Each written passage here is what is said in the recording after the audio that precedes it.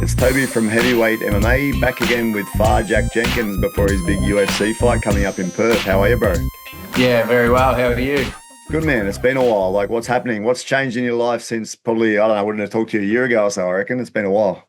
Yeah, look, heaps, mate. A little older now. I reckon the first time you and I spoke, but was sort of in my eternal days, and at that point you were probably a prospect, and then you get to the UFC and you get a little older, and things change a little bit. I'm engaged now. I'm getting married in October, so Awesome. Congrats. life's thank you. Life's moving that way, but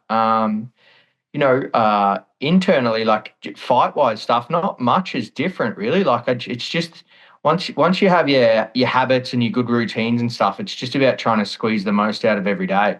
Um, but yeah. So still got the same coaches, same team, same. Some training partners come and go a little bit, but still for the most part got the same systems. Bro, you're 5 fights in, but it's been a few and far between. Like, not probably not the fight schedule you would have liked with injuries and then just getting fights, etc. How is it for Yeah. you that sort of schedule? It's a bit slow, right? Yeah, it sucks, mate. It's like there's nothing I can dwell on that's going to change it. But if you look at from my contender series fight to my third UFC fight, it was 11 months. So I went contender, debut, second fight, third fight, 11 months. So 4 fights in that time. And then since that, I've had 3 fights in, 2 years or something like that. So it's not been as active as I would have liked, but there's no point bitching and whinging about it. You can only show up to training and try and get your body back in shape and go again. Are you itching to get back in there, bro? Yeah, look, honestly, Toby, I spoke to my brother this morning, and my brother's been probably my biggest supporter and training partner and confidant over my time. And he rang me, and he had spoken to my coach yesterday. He said, Andy said you're looking really good. And I can honestly say I've never felt better physically and mentally before a fight. Like it's still, and I touch wood when I say that because there's still 5 weeks of training to go, so hope the body just stays good. But I've never felt as excited, as wound up for a fight as I am for this. It's great. That's good to hear, man. You're fighting Ramon Taveras, obviously Fight Night Perth, September 27th. He looks like a strong guy, man. Pretty strong, like all round, especially with the hands. He seems to chase the hands a lot, eh? Yeah. So I think there's two ways the fight goes. He comes out southpaw and he just tries to sit off my punches and kicks and find that big left hand. Or the other way is he sees that he's probably not going to be able to do that and he tries to blitz early and turn it into a brawl. So I'll plan accordingly for both of those instances. But I think apart from just dealing with southpaws and someone like that, I'm not trying to change too much of what I do. I'm just focusing on playing to my strengths and getting out there and having a fight rather than be too technical with it all. Is that lessons learned from past fights? Not necessarily. I think I one thing I've learned is just that the my best version of myself is the one that's prepared to the max, but then pretty comfortable with the result either way. Like every time I've over prepped and over worried about my opponent, it just ends up it affects my own flow a little bit. Mm. Whereas I just need to go out there and just fight. Like I have to trust my skill set to get the job done. And if you don't, if you're trying to change your skill set, you're on the back foot already. So, Yeah. to be fair, a southpaw boxer that fits pretty well into my skill set. Like as a strong kicker with a good low base, this is a great fight for me. Yeah, Davey Grant kind of showed the usefulness of the kicks against him, right? Like he was able Yeah. to just using that range of the kick, like the kick range to keep him away a bit in their fight, right? Yeah, and even then, that's why you got to give props to Davey. I know Davey, and I think he's a great fighter. I think he's underrated in that bantamweight division. But I promise you, I kick a fucking hell of a lot harder than Davey Grant. And he's coming up from bantamweight to featherweight. But even in that fight that Davey controlled, he still got dropped with that Yeah. left hand. If you're not careful with that left hand, it'll come for you. Yeah, and Costa was Southpaw as well, so you've done a lot of preparation for Southpaws, right? Yeah, yeah, and I go both ways. So I spend a lot of time, dealing not necessarily orthodox myself to southpaw, but I spend a lot of time in opposite stances. So I understand the game quite well as an opposite stance fighter. And if you look at his record where he's caught a lot of people early on in his career, it's against guys who probably haven't had a lot of exposure to a southpaw, and he probably catches them, you know, based on an experience differential rather than just being super special. Yeah, bro, I'm like a child, especially when I'm a bit tired, a bit sleepy, bro. I laugh at everything you're just saying. You go both ways. This make me laugh. I remember, fucking what's his name? You're one of your teammates. What's his name? What's his name? The UFC fighter, the little fella. Fun. Khan, yeah. Khan Offli said something super funny when I was interviewing him. I can't quite remember what it was, but he just had a Yeah. funny Yeah. slip I slip tell of you the what, tongue. Khan and I have been teammates for a long time, Yeah, and we've always helped each other. Like I would never have said we weren't close, but since my last fight and his last fight, our relationship has just improved dramatically. Like we just he's coming out and training with my striking coach at our gym. Not my coach, but I have Andy and he trains with Andy's offside at Indy. And we have this awesome little group where we're at the gym together every day at both gyms. We do all our training together. We're pushing each other. We're helping each other. And we are definitely making each other a lot better this time in than we have in previous camps.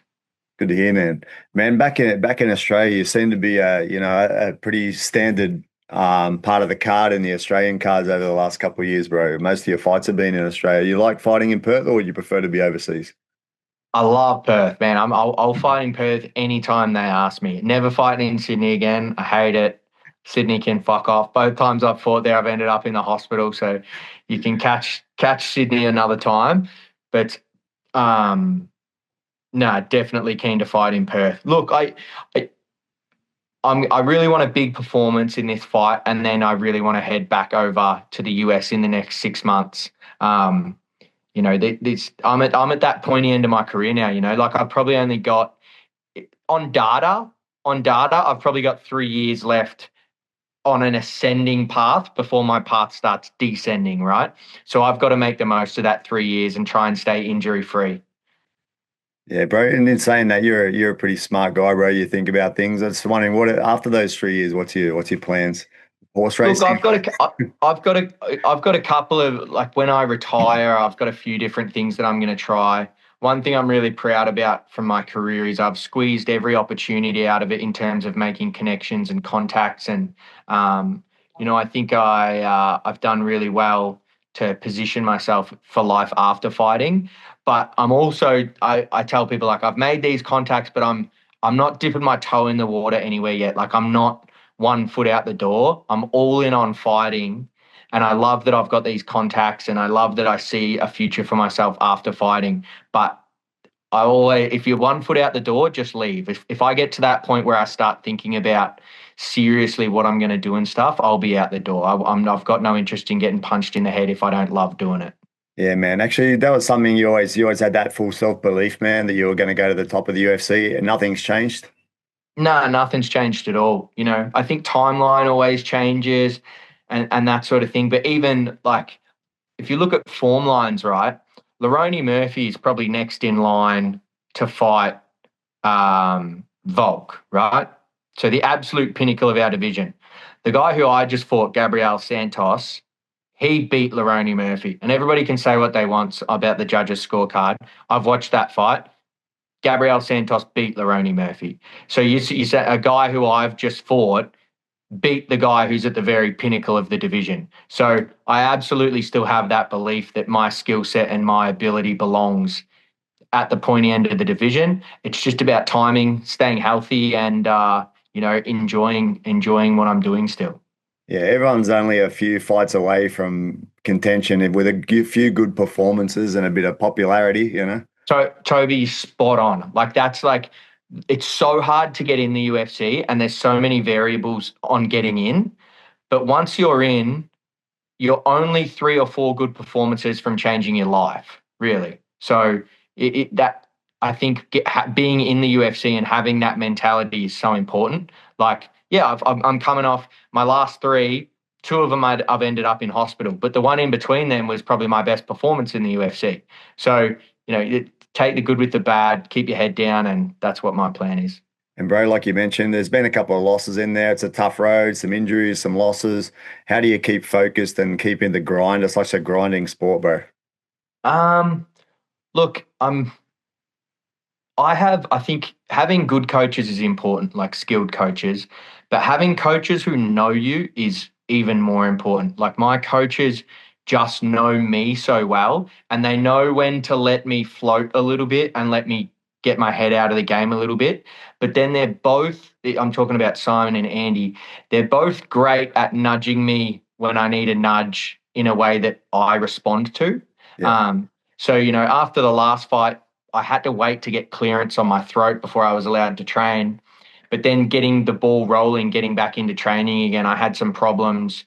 Not necessarily like motivation. I love training, but it was just like I was a bit flippant with it. Like I was kind of floating around a little bit. And then get a call from Andy, and it's just like, mate, this isn't up to your standard. Like we need more. And said in a way that is like, he knows me so well, it just clicks. And then from that, literally that moment, back in the gym full time, locked in, and he notices the difference straight away. And same thing with Simon. Simon sits me down and goes, "Hey mate, look, you're training okay, but you just need to fix this, this, and this. Like I expect more from you here." And I go, "Yeah, you're absolutely spot on." So just having that support system around of people that you trust that can give you honest feedback is a big thing for me. Yeah, it makes sense, man. Man, one last thing. Just wanted to get or if you want to, a prediction. Ramon Taveras, UFC Fight Night in Perth, September 27th. What can we expect from Jack Jenkins?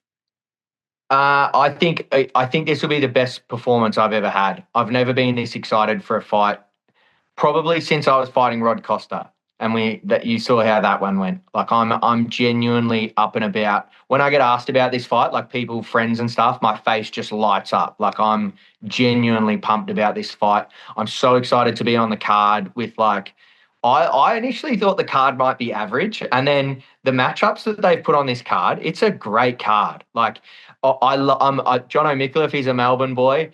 He's fighting Oban Elliott.